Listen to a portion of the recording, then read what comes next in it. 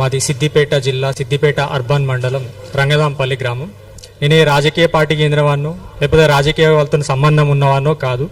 ఒక యాదవ సామాజిక వర్గానికి చెందినవాడిని. ఒక బీసీ రైతు బిడ్డగా మేము ముందుకు వచ్చిన.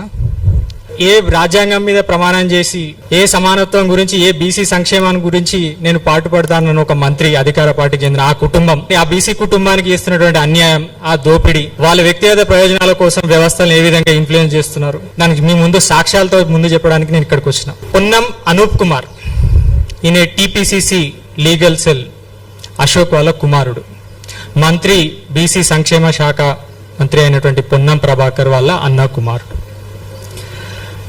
మాకు 13 ఎకరాల ఒక వ్యవసాయ భూమి సిద్దిపేట అర్బన్ మండలం పక్కకు ఆనుకొని ఉంటుంది. అది దాదాపు ₹1,00,000 వరకు గజం ఉంటుందండి దాని వాల్యూ.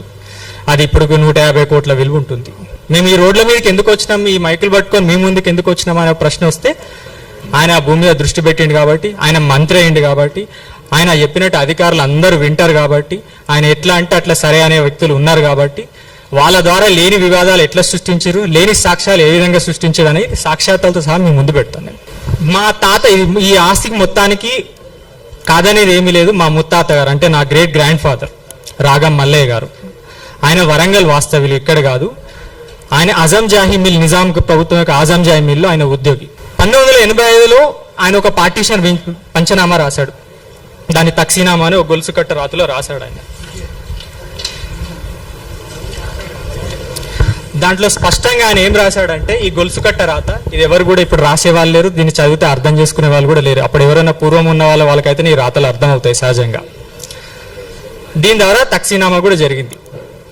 తక్సీనామాలో వరంగల్లో ఉన్నటువంటి ఆస్తులు వాళ్లకు, ఇక్కడ కొంత ఆయన మా ముత్తాత గారు కొంత భూమి అమ్మిన డబ్బులు ఆ మిగతా కుమారులకు పంచి ఇవ్వగా మిగిలిన భూములు మాకు వచ్చినాయి అనడానికి సాక్ష్యం మేము ఆనాటి నుంచి 1960 నుంచి ఈ రోజు వరకు కూడా మేము సాగు చేస్తున్నామా లేదా అనేదే సాక్ష్యం. ఈ పేపరే తప్పైతే 70 ఏళ్ళ మా సాగు తప్పవుతుంది.